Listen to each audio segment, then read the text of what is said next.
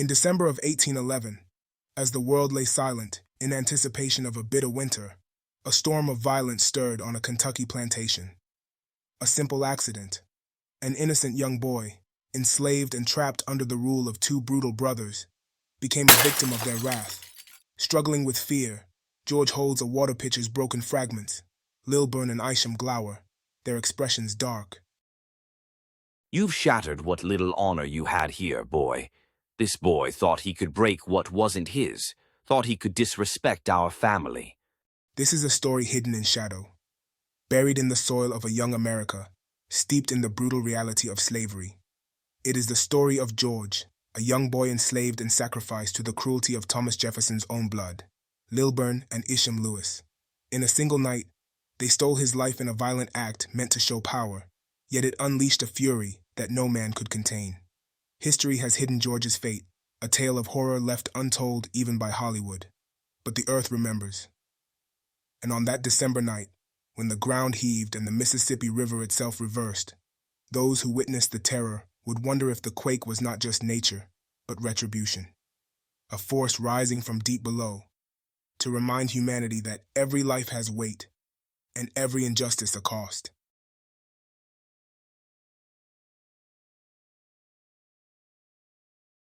The night is still, with only a faint breeze stirring the trees. There is a small group of enslaved people gathered outside, trembling and casting fearful glances at one another. Lilburn and Isham Lewis drag George, barely 17 years old, into the center of the yard. His face twisted in fear as he realizes what is about to happen. It began as an act of punishment, a lesson, the Lewis brothers claimed, to teach obedience and fear. But the night would reveal a depth of cruelty beyond what any could have imagined. Lilburn stares at George, a look of cold fury on his face. In one hand, he holds the broken fragments of a ceramic water pitcher. He points a finger at the enslaved men and women huddled in terror. Let this be a lesson to all of you. Watch and remember. Isham grabs George by the arms and forces him to his knees, while Lilburn retrieves an axe, its blade gleaming in the moonlight. The gathered enslaved people look on in horror, some closing their eyes, others unable to look away. Under the cold gaze of the Lewis brothers, George's life was stolen with a single merciless blow. His cries were silenced, but the horror had only just begun for those forced to watch. After the murder, Lilburn stands over George's body, his breathing heavy, a look of satisfaction on his face. Isham, not looking at the others, turns to his brother with a sneer. What should we do with him? Make them clean up the mess. Let them see what happens to those who defy us. He gestures to two men among the enslaved, forcing them forward. With cold efficiency, Lilburn and Isham ordered George's body to be dismembered and disposed of, stripping away his humanity and making those under their power accessories to the crime. The enslaved men, hands shaking and voices choked with silent grief, were forced to break and burn his remains, an act meant to erase not just George's life, but his very memory.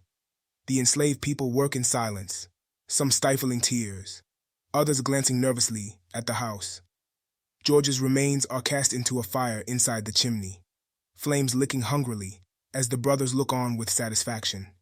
But the earth did not remain silent. In the very heart of the night, just as they thought the evidence would turn to ash, a tremor rippled through the ground, a warning of the terror yet to come.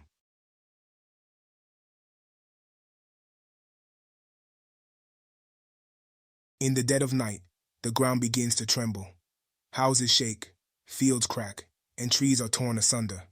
The entire Mississippi Valley shudders violently, as if the land itself is crying out. Townspeople are waking up in terror, screaming, clutching each other in fear as the world they know is ripped apart. But the earth itself had heard George's final cries. In the dark stillness of the early hours, a supernatural force was unleashed, a quake so fierce that it split the ground, altering rivers, creating lakes, and shattering the silence across 1,000 miles. The Mississippi River reverses in flow as the shaking intensifies.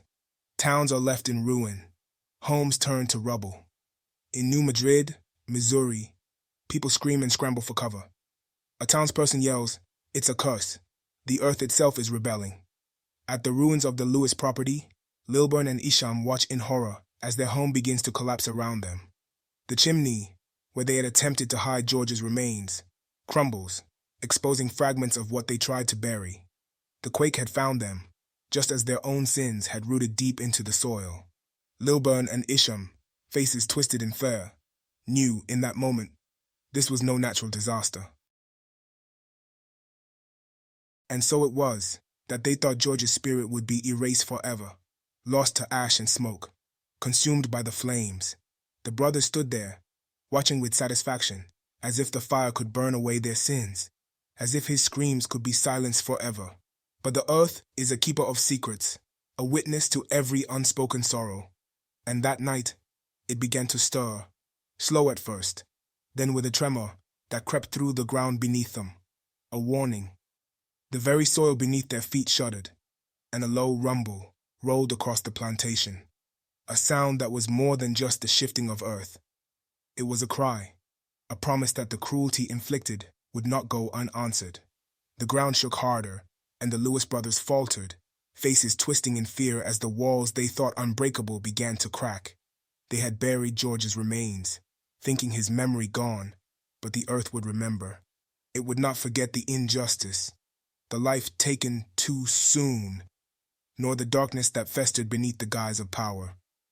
As the Mississippi River turned back on itself and the land split open, the Lewis brothers would come to realize no fire could cleanse the evil of what they had done.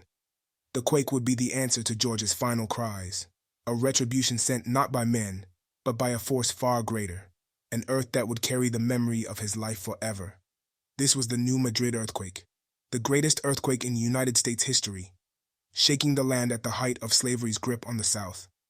As the ground tore itself apart, it carried the weight of untold stories, of forgotten lives like George's. What happened to the boy remains buried in the dark corners of history, hidden from textbooks, glossed over by time.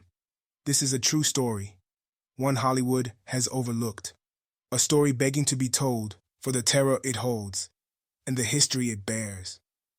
For beneath the earth's surface lie voices, waiting to rise, demanding that we remember the sins buried and the lives lost.